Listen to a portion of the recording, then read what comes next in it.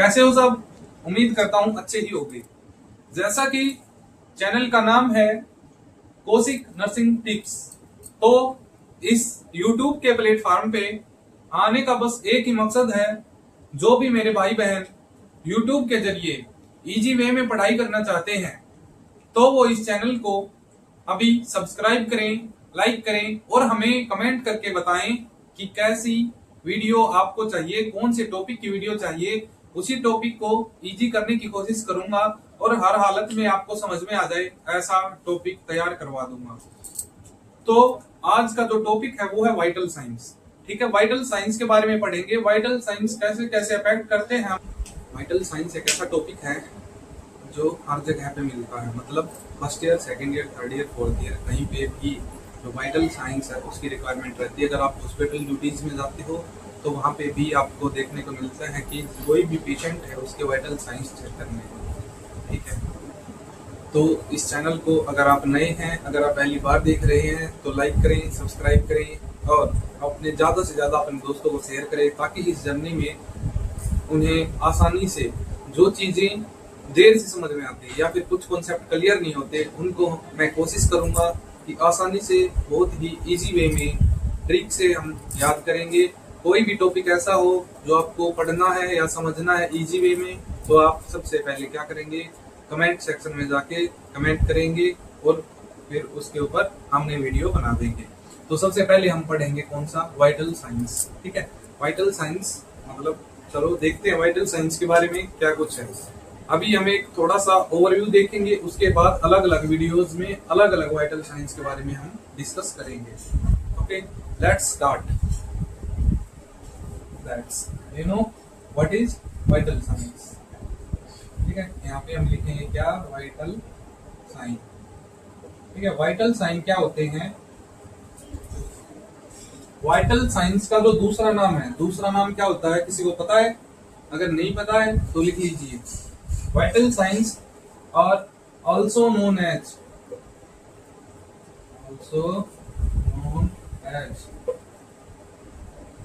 cardinal sign। क्या, cardinal sign, इसके नाम से जानते हैं हम इनको, कार्डिनल साइन के नाम से जानते हैं। ठीक है, ये क्या होते हैं, बेसिक कंपोनेंट होते हैं। These are the basic component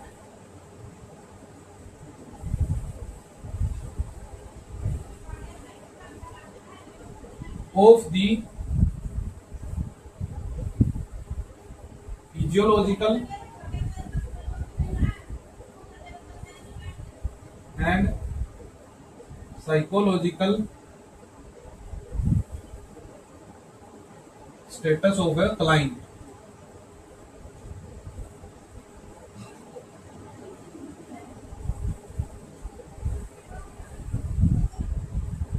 अच्छा, क्या कि पहले पेशेंट को बोलते थे, मतलब पेशेंट को पेशेंट बोलते थे, लेकिन आज के टाइम में नया युग है, पेशेंट को हम क्या बोलते हैं, क्लाइंट बोलते हैं। ठीक है, ध्यान रखना इस बात का।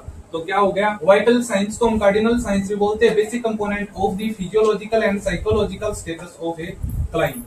ठीक है, it indicate basic body functions, इसको इंडिकेट करेगा बेसिक बॉडी फंक्शंस को। ठीक है, और बेसिक बॉडी फंक्शन में हमारे क्या आ जाएंगे, जैसे वाइटल साइंस, जैसे नाम से पता चल रहा है वाइटल साइंस, ये किसके बारे में बताएंगे, ये बताएंगे वाइटल ऑर्गन्स की जो नॉर्मल और अबनॉर्मल दोनों कंडीशंस के बारे में हमें कौन बताता है, वाइटल साइंस बताते हैं। ठीक है, क्या वाइटल साइंस बताते हैं हमें किसके बारे में, नॉर्मल एंड अबनॉर्मल कंडीशन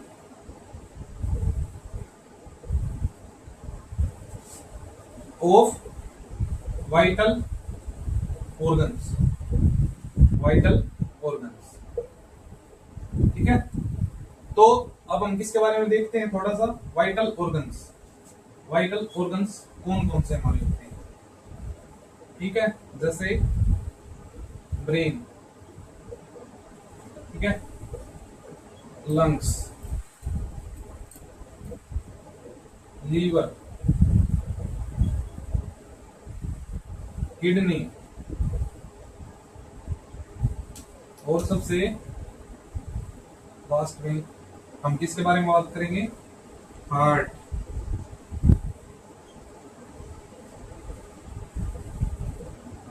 ठीक है, यहाँ तक कोई डाउट? अगर डाउट है तो कमेंट करो, वहां मैं बताऊंगा। यहाँ तक सब कुछ क्लियर? उसके बाद है कंपोनेंट्स। कंपोनेंट्स किसके? वाइटल साइंस के। अगर हम यहाँ बात करें किसके? कंपोनेंट्स की। कंपोनेंट्स क्या होते हैं? वाइटल साइंस के। ठीक है, यहाँ पे आ जाएंगे कंपोनेंट्स।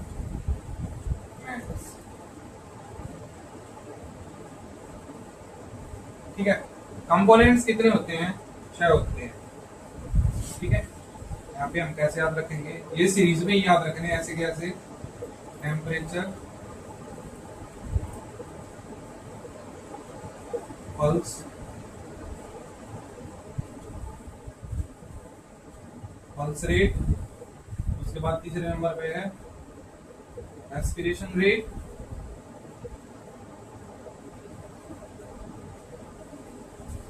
चौथे नंबर पे है कौन? ब्लड प्रेशर,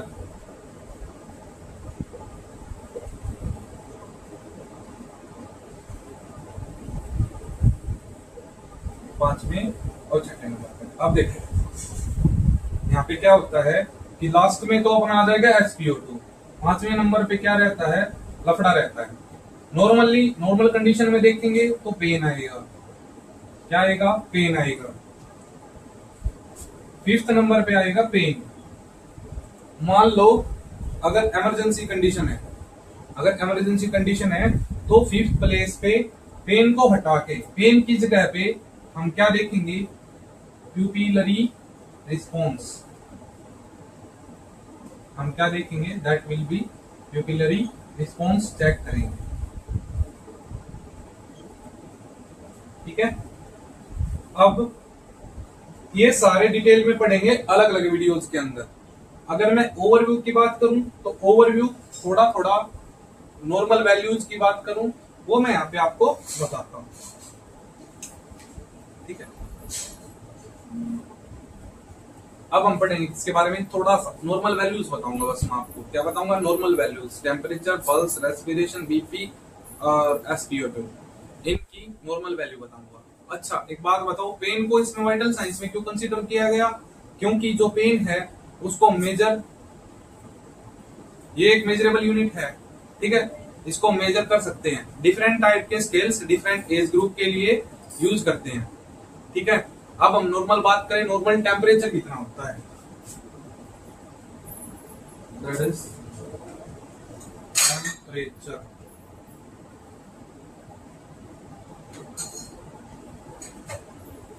अगर नॉर्मल वैल्यू की बात करूं तो नॉर्मल कितना होगा? 98.6 डिग्री फ़ारेनहाइट। याद रखना ये फ़ारेनहाइट। ठीक है, इसमें ये फ़ारेनहाइट में। और अगर सेल्सियस में बात करूं 37 डिग्री सेल्सियस। ठीक है, इसकी कन्वर्टिंग की यूनिट होती है 9/5C is equal to F-32। ठीक है, ये फॉर्मूला याद रखना।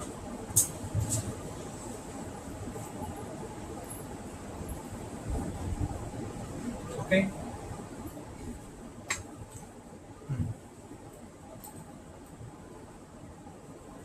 Next we will discuss about the. दूसरे नंबर पे आता है हमारा पल्स रेट। क्या आता है? Pulse rate. पल्स रेट अगर नॉर्मल की बात करूं तो नॉर्मल पल्स रेट कितना होगा? ठीक है, पल्स क्या होता है? दो मेथड से हम नापते हैं। ठीक है, दो मेथड से मेजर करते हैं। कौन कौन सा? एक तो होता है कौन सा? पल्पेशन 2 या 3 फिंगर से। जब मैं पल्स पूरी पढ़ाऊंगा अच्छे से, एक टॉपिक कवर होगा, एक वीडियो लगेगी। जब मैं पल्स अच्छे से पढ़ाऊंगा तो वहां बताऊंगा, पूरे ध्यान से सुनना। ठीक है, अभी मैं थोड़ा सा बता देता हूँ इसके बारे में। 2 से 3 फिंगर्स का यूज करके हम पल्पेट करेंगे। ठीक है, कहाँ पे? वो एक ऐसी जगह होती है, ठीक है, जो आर्टरीज होती है।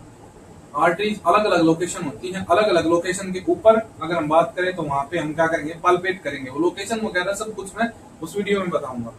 ठीक है, तो अगर एक तो होता है पाल्पेशन, पाल्पेशन से हम देखेंगे, और एक हम देखेंगे किसकी हेल्प से, ऑस्कल्टेशन।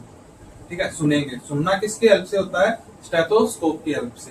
ठीक है, नॉर्मल अगर पल्स की बात करूं तो 72 याद रखना, अगर बिल्कुल एक्यूरेट पूछे तो 72 बीट्स पर मिनट। ठीक है, और अगर रेंज पूछ ले, रेंज 60 to 100, ये क्या होती है, बीट्स पर मिनट, ये होती है रेंज।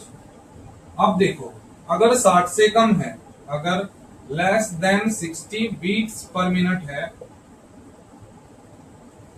ठीक है, अगर less than 60 beat per minute है या फिर greater than 100 beats per minute है, तो इन कंडीशंस को बोलते हैं, अगर लेस देन 60 है तो इसको हम बोलेंगे ब्रेडिकार्डिया। इसको क्या बोलेंगे, that will be known as bradycardia. और उसके बाद अगर 100 से ज्यादा है तो उसको हम बोलेंगे टेकीकार्डिया।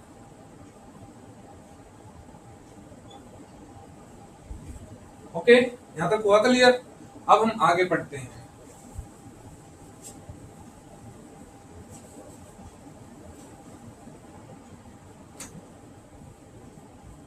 अब बात करते हैं किसकी, थर्ड नंबर पे। थर्ड नंबर पे आता है कौन सा, रेस्पिरेशन रेट। इसके बारे में, दैट इज रेस्पिरेशन रेट। अगर मैं बात करूं, जो रेस्पिरेशन रेट होता है, रेस्पिरेशन की अगर बात करते हैं तो कितना होता है, 12 से 20 breath per minute, 12 to 20 breath per minute. ठीक है, रेस्पिरेशन रेट अगर बात करूं तो नॉर्मल कितना होता है, 12 से 20 ब्रीथ 1 मिनट के अंदर। कितनी, 1 मिनट के अंदर 12 से 20। ठीक है, और अगर बात करूं, एक वैल्यू पूछ ले कोई, एक वैल्यू अगर इनके बीच की अगर नॉर्मल वैल्यू पूछ ले, एक वैल्यू, ये तो हो गई हमारी रेंज। अगर कोई एक वैल्यू पूछ ले तो 16 ब्रीथ पर मिनट आएगा, 16 ब्रीथ पर मिनट। ओके, अच्छा, जैसे वहां पे हमने देखा था ब्रेडिकार्डिया, टेकीकार्डिया, यहां पे भी क्या होता है, अगर मान लो 12 से कम या 20 से ज्यादा ब्रीथ पर मिनट अगर रेस्पिरेशन रेट आ रही है तो हम क्या करेंगे, उनकी अलग अलग टर्म बोलेंगे। ठीक है, अलग अलग टर्म में मैं वो बताता हूं क्या क्या नाम होंगे उनके। बहुत ही इजी वे में समझाने की कोशिश कर रहा हूं, अगर नहीं समझ में आ रहा तो आप कमेंट करके कुछ अपने ओपिनियंस दे सकते हैं। मान लो अगर less than 12 breath per minute, less than 12 breath per minute, या फिर greater than 20 breath per minute, इन कंडीशंस को हम क्या बोलेंगे।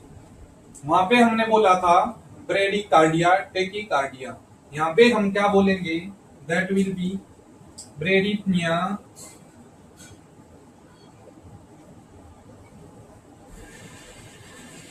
ब्रेडिपनिया किसको बोलेंगे, अगर respiration rate 12 breath per minute से कम आ रही है तो उसको बोलेंगे ब्रेडिपनिया, और अगर 20 ब्रीथ पर मिनट से ज्यादा आ रही है तो उसको बोलेंगे टेकीपनिया। क्या बोलेंगे, टेकीपनिया। ओके, इतना क्लियर। आई होप आपको समझ में आ रहा होगा।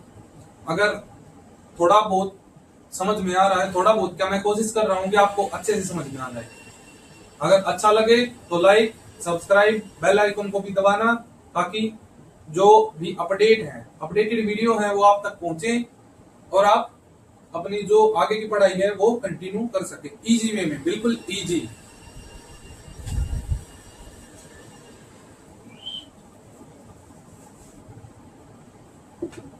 देखो, अब फोर्थ नंबर पे आता है कौन सा, blood pressure, that will B blood pressure.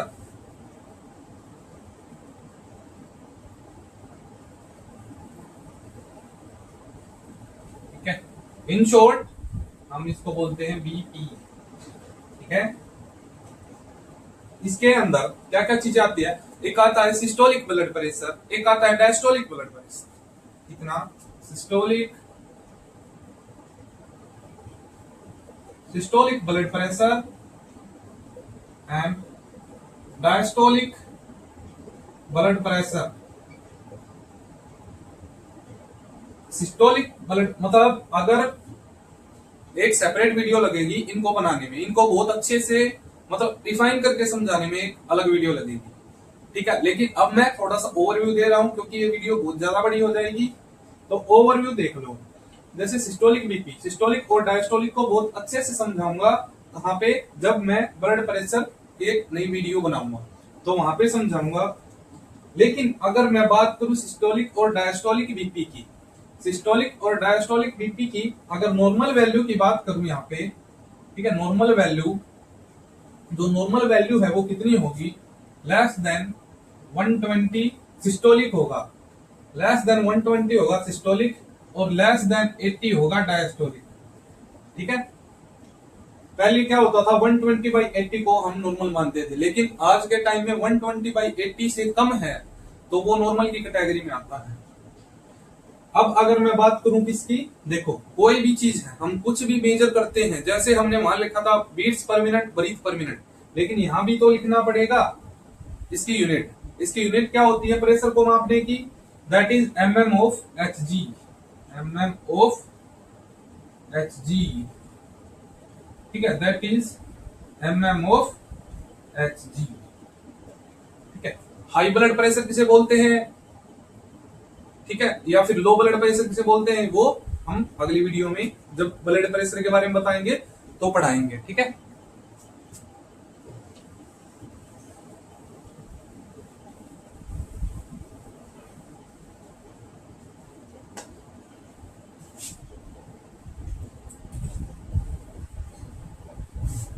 देखो अब एक पेन, अगर पेन की बात करूं, देखो 5th नंबर पे क्या आता है, pen.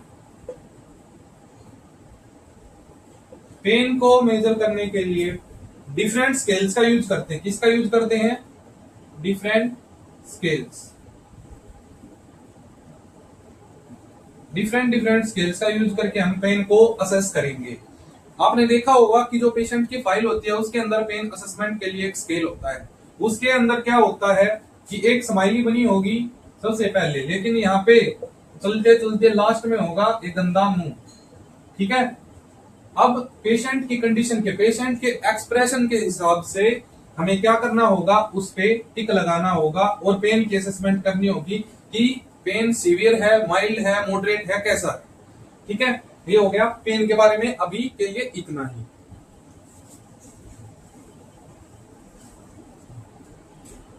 Let's discuss about the SpO2।